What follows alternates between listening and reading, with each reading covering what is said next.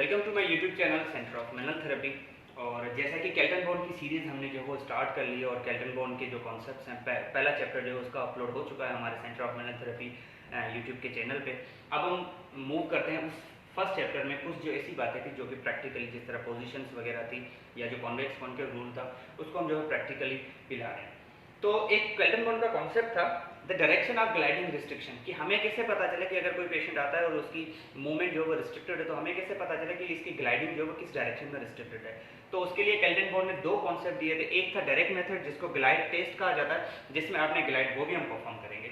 उसमें उसने क्या कहा था कि सिर्फ आप क्या करो कि जो मिसाल के तौर पर हम यहाँ पे शोल्डर जॉइंट को डेमोन्स्ट्रेट कर रहे हैं, तो शोल्डर जॉइंट को अगर किसी भी कोई मिसाल तो फ्रोजन शोल्डर का पेशेंट आ जाता है तो उसकी डेफिनेटली क्लिनिकल जो प्रेजेंटेशन होगी वो हैंड बिहाइंड द बैक नहीं रख पाएगा, हैंड बिहाइंड द नेक, तो उसकी एब्डक्शन एक्सटर्नल रोटेशन और जो उसका कैप्सुलर पैटर्न है, ठीक है, वो रिस्ट्रिक्टेड होगा।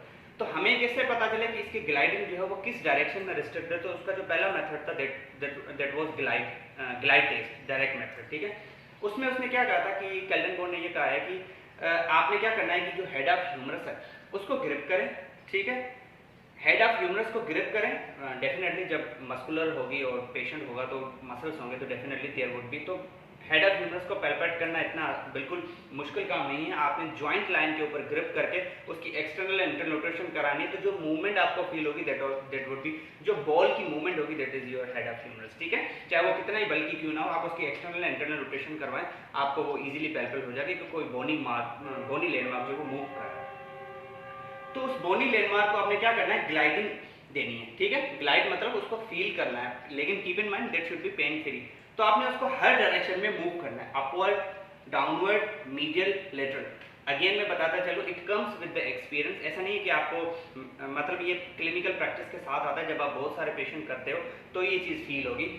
फील क्या हम करेंगे कि हमें ये फील होगा कि मिसाल के तौर पे ऊपर ठीक जा रही है, नीचे कम जा रही है, तो हमें एक किस्म की रिस्ट्रिक्शन फील होगी, जिस तरह हम एंड फील को जो है वो फील करते हैं हमें। तो and feel is also perceived by the therapist, तो हमें एक ग्लाइडिंग की रिस्ट्रिक्शन फील होगी। तो उसमें कहना यह है कि हमने सारे डायरेक्शन में जो है ग्लाइड टेस्ट, डायरेक्ट मेथड में बता रहा हूँ, उसमें हमने सारे डायरेक्शन में जो है उसको ग्लाइड करना है और हमने फील करना है कि किस तरफ मूवमेंट जो है रिस्ट्रिक्टेड है। और हमें दूसरा कैसे पता चलेगा, हम अपोजिट साइड से हम ये सारी जो है वो फील करेंगे ग्लाइड टेस्ट देके।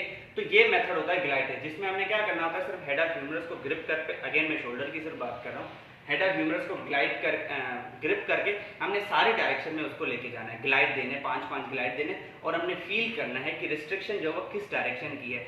अगेन इसे हमें क्या पता चलेगा, हमें एक तो डायरेक्शन ऑफ रिस्ट्रिक्शन पता चलेगा, दूसरा मूवमेंट, क्योंकि हमें पता है ये कॉन्वेक्स पार्ट है। अगर लेट सपोज इसकी ग्लाइडिंग जो है डाउनवर्ड रिस्ट्रिक्टेड आती है तो इसकी ऑस्टोकाइनेमेटिक कौन सी मूवमेंट, फिजियोलॉजिकल ग्रॉस मूवमेंट कौन सी अफेक्टेड होगी, एब्डक्शन, क्योंकि जब एब्डक्शन होगी, बोन की मूवमेंट अपवर्ड है, तो ग्लाइड वुड बी डाउनवर्ड, जो कि मैकोनेल का कॉन्सेप्ट था कॉन्वेक्स कॉन्केव रूल के ऊपर, if the convex part is moving.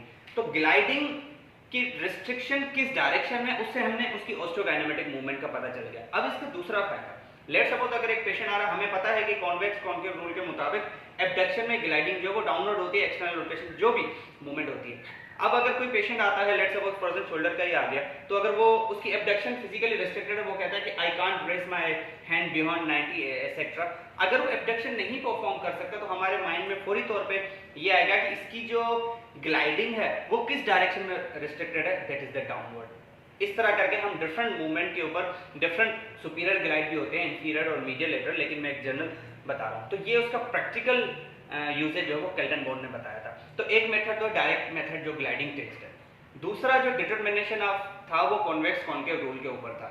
अब लेट सपोज अगर जैसा कि मैंने बताया कि इसकी अगर एब्डक्शन रिस्ट्रिक्ट है, तो हमें पता है कि एब्डक्शन में बोन की मूवमेंट अपवर्ड है, तो इसकी gliding definitely would be in downward.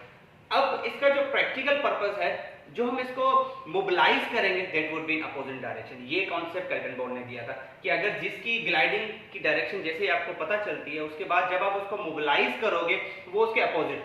अब अगर कॉन्केव पार्ट, कॉन्वेक्स पार्ट जो है वो रिस्ट्रिक्टेड है और हमें पता चल गया डायरेक्ट मेथड से कि इसकी ग्लाइडिंग जो है वो डाउनवर्ड, ये डाउनवर्ड जाने से जो वो रिस्ट्रिक्टेड है, इसकी ग्लाइडिंग की रिस्ट्रिक्शन की जो डायरेक्शन है वो डाउनवर्ड है, तो उसको मोबिलाइज हम किस डायरेक्शन में करेंगे, upward.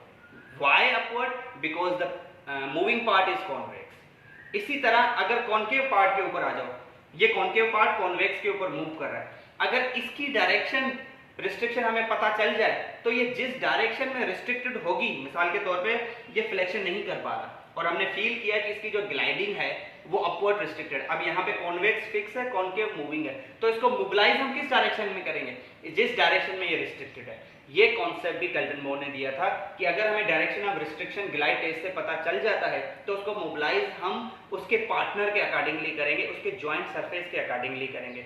If the joint surface restricted is the convex, then we will mobilize that part opposite in direction. Whatever the direction of restriction is, you will mobilize the opposite. If the direction of restriction is downward, you will mobilize the upward. If the direction of restriction is upward or medial, you will perform the mobilization opposite to that direction of restriction. Vice versa in case of concave part, if the concave part and the direction of restriction whatever is, you will mobilize in the same direction, आप उसी direction में उसको mobilise करोगे जिस direction में उसकी restriction है।